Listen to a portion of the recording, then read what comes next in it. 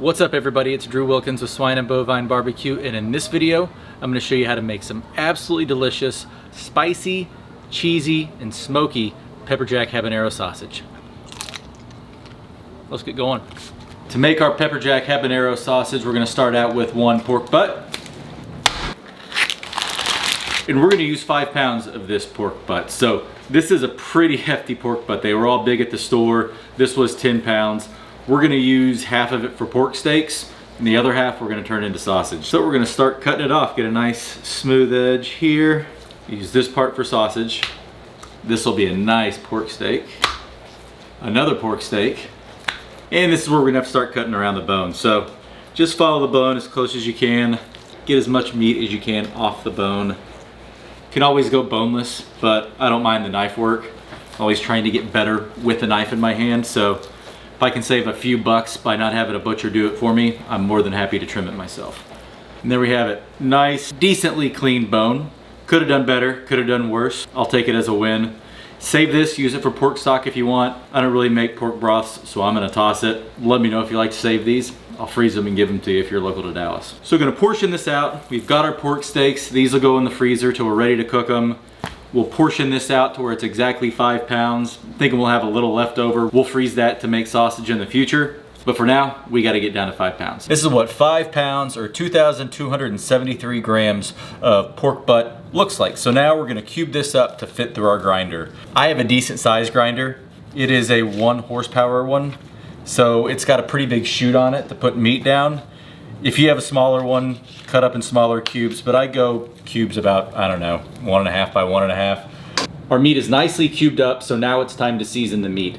I'm only going in with salt and pink curing salt this evening. Traditionally in the past, I've added every seasoning that I would use: black pepper, garlic powder, onion powder, mustard seed, when I would also add the salt and pink curing salt. However, someone in a video put in a suggestion of just seasoning the meat with the salt and the curing salt, and then adding the other spices via a slurry with the liquid that we add to the sausage after it's ground up. So we're gonna go that route this time. I've seen others do it, never tried it myself, but that's part of the fun of barbecue, is always trying new things. So we're gonna mix it up today. We're just gonna go on with our kosher salt, and then we're gonna go in with our pink curing salt. Mix it thoroughly. And always gotta make sure you get some salt on the counter for good measure. It needs seasoning too. Our meat is sufficiently coated in kosher salt and pink curing salt. We're gonna put it in the fridge overnight, let that cure, do its job. We'll come back tomorrow, grind it up, add our cheese, add our habaneros, add the rest of our spices, then we'll case it up. It is the following day and the rain has moved out. We've got an absolutely beautiful day in Dallas. Back outside, our pork is nice and cured. I've had it in the freezer for an hour, hour and a half. That way it grinds up real nice. Got the coarse dye on. I typically do a double grind. However, I've found that I've been having to mix a decent amount anyways. So we're gonna stick with the true Texas style of sausage. Nice, coarse, 1 grind.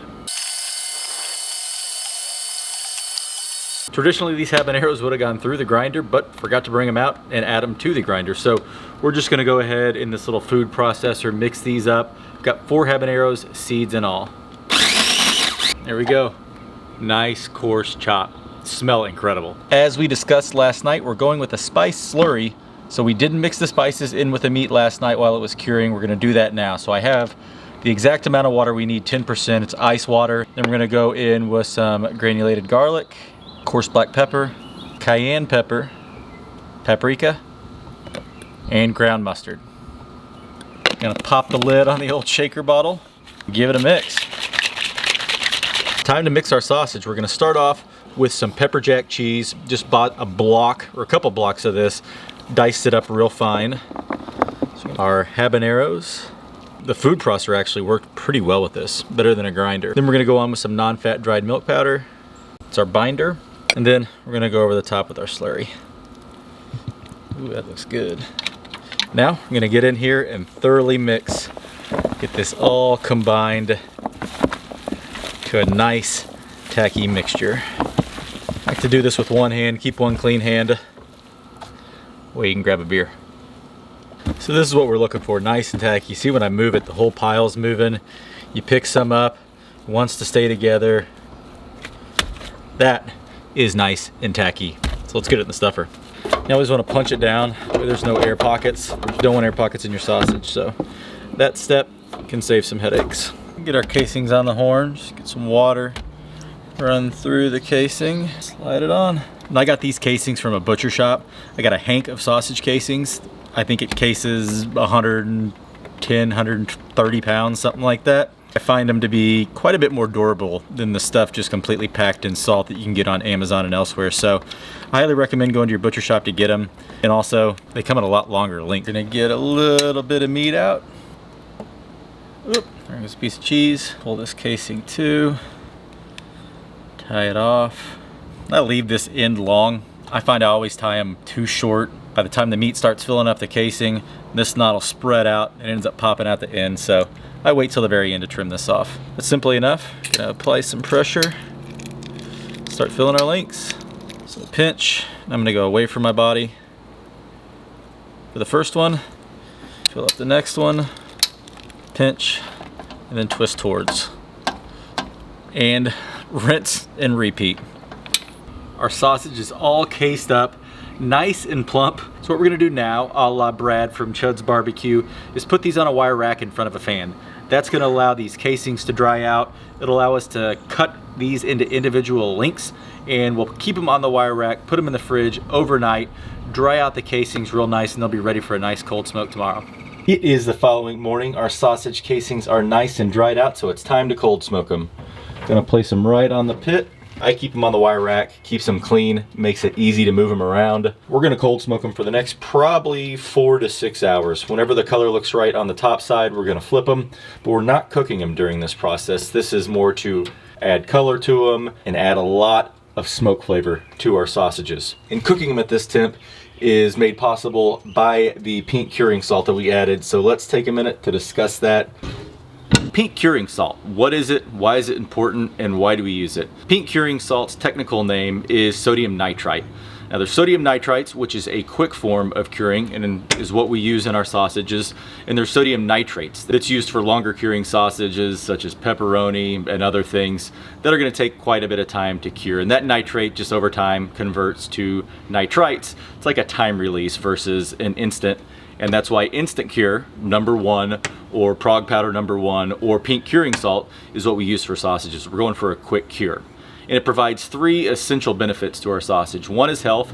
It prevents botulism, which is ripe for growth in sausages when cold smoking, a temperature between 40 and 150 degrees. And botulism has become extremely rare because of the use of nitrates and nitrites. It also provides an appearance benefit. It provides that nice pink color that you see in our sausages. And it also provides a little bit of a flavor characteristic as well. It provides that nice cure flavor that we've come to know in sausages. So those are the 3 benefits, primarily for health, but the color and the flavor aspects are great as well. And you'll want to make sure that if you are using nitrites and you take it out of the bag that it originally came in, label it. Don't want anybody confusing it for pink Himalayan salt. That's the last thing you need to do is season a steak with that, because in low quantities, like we're using here, 1/4% of the overall weight of our meat, and that's not 2.5%, that's 1/4%, it's completely fine. Studies have shown that it's fine in use in small amounts, but larger use, it can be quite harmful. So use it as intended, as instructed on the bag, and you'll end up with some great, flavorful, beautiful sausages that won't be filled with bacteria. 2.5 hours in, and it's time to flip our sausage. It's getting some great color. So we're just gonna flip it, let the other side do the same. A little over 2 hours after flipping these over, and our sausages are done cold smoking.